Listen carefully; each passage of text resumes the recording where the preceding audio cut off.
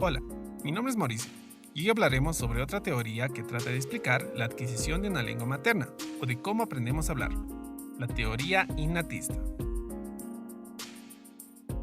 Estos son los temas que hablaremos en esta ocasión, así que vamos a comenzar.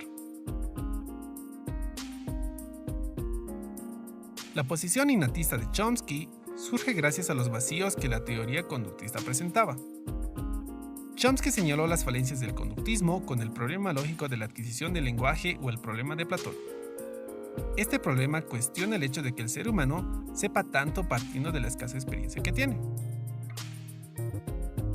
Es por eso que es imposible que los seres humanos adquieran su lengua solo por repetición, ya que muchas veces los niños son capaces de decir palabras nunca escuchadas de sus padres, o en ocasiones los padres no corrigen todo el tiempo a sus niños.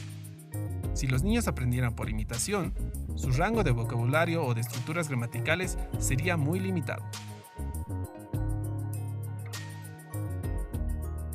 Para Chomsky, el proceso de adquirir una lengua es muy similar a la adquisición de otras funciones biológicas, como el aprender a caminar. Los niños no necesitan que se les enseñe a caminar, es algo que logran hacer en un ambiente adecuado y a cierta edad. Lo mismo sucede con la lengua, ya que todos los niños parecen adquirir una lengua a una misma edad, bajo condiciones que sean adecuadas. Todos los seres humanos nacen con la facultad del lenguaje, es decir, con la facultad de aprender una lengua. Esa es la respuesta al problema lógico del lenguaje. Esto explica el hecho de que los niños logren realizar algo tan complicado a una temprana edad, casi sin esfuerzo. En otras palabras, los niños nacen biológicamente programados para adquirir una lengua. Es algo que ya tienen de nacimiento, de ahí el nombre innatismo. Ahora vamos a hablar sobre el dispositivo de adquisición del lenguaje. La habilidad especial de adquirir una lengua fácilmente se daría gracias al dispositivo de adquisición del lenguaje. Este dispositivo sería como una caja negra, ubicada en alguna parte del cerebro. Esta caja negra o dispositivo permite a los niños acceder a las características o principios que son comunes a todas las lenguas humanas. Solo es necesario que los niños estén expuestos a la lengua para empezar a funcionar y que la habilidad innata que poseen se libere. Es decir, los niños empiezan a adquirir su lengua en tiempo récord gracias a este dispositivo, desde que empiecen a escuchar a sus padres hablar delante de ellos. Algo que todos los padres hacen desde que nacen sus bebés. La exposición a una lengua es suficiente para que este dispositivo empiece a funcionar. En escritos posteriores, Chomsky reformuló su teoría y reemplazó al dispositivo de adquisición del lenguaje por el de la gramática universal. La gramática universal es una serie de principios y características que tienen todas las lenguas y que posibilitan crear un número infinito de enunciados partiendo de un número finito de elementos, como fonemas, lexemas, morfemas, etc. Es decir, la capacidad de formar y producir miles de oraciones solo con las 27 letras del castellano o los diferentes tipos de oraciones gramaticales. La gramática universal se encarga de que los niños sean capaces de internalizar y seguir las reglas gramaticales de la lengua que van a adquirir. Esto implica que los niños ya nacen con este conocimiento o capacidad de saber cómo funciona cualquier lengua a la que sean expuestos. Ya saben las reglas gramaticales y las excepciones. No importa qué lengua sea, los niños la adquieren en un periodo similar de tiempo. Esto significa que no existen lenguas fáciles o difíciles, o que las personas que hablan una determinada lengua sean más inteligentes que otras. Cualquier ser humano es capaz de aprender cualquier lengua. Los hablantes del francés no son más inteligentes que los hablantes del quechua solo por hablar una lengua diferente. Estas creencias son conocidas como el determinismo lingüístico.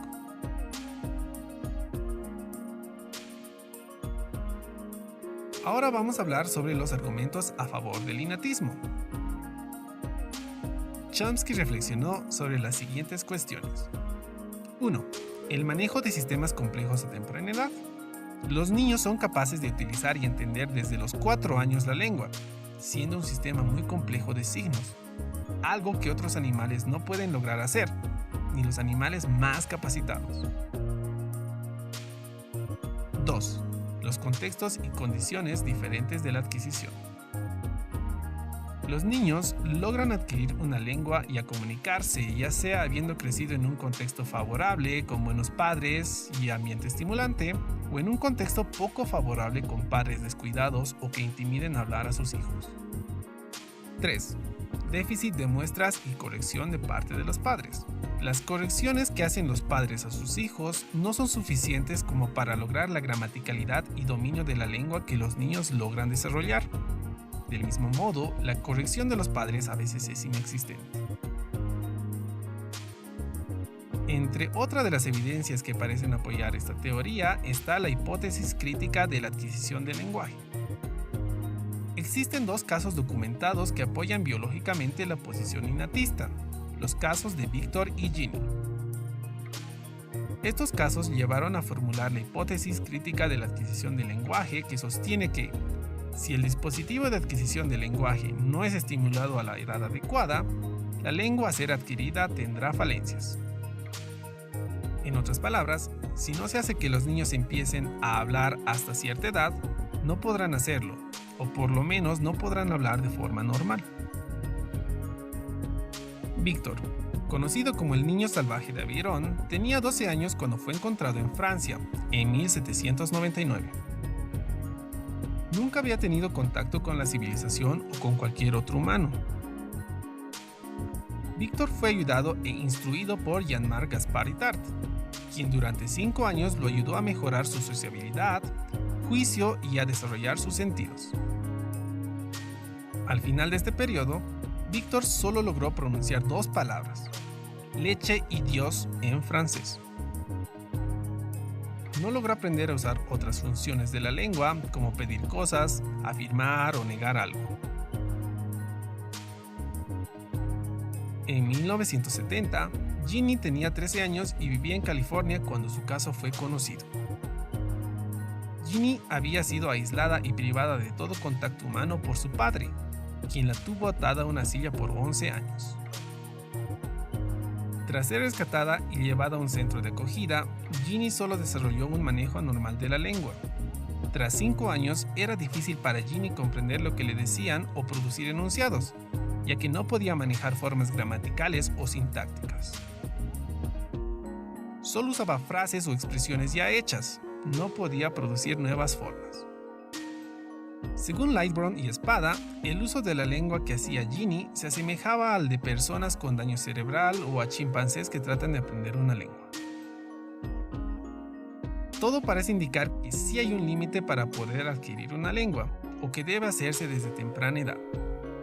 Del mismo modo, se observó que las personas sordas que aprenden a usar el lenguaje de señas son mejores al dominar la gramática que aquellas que la aprenden después. Es difícil poder seguir confirmando esta hipótesis, por las implicaciones éticas de experimentar con humanos y aislarlos de toda civilización para confirmarla.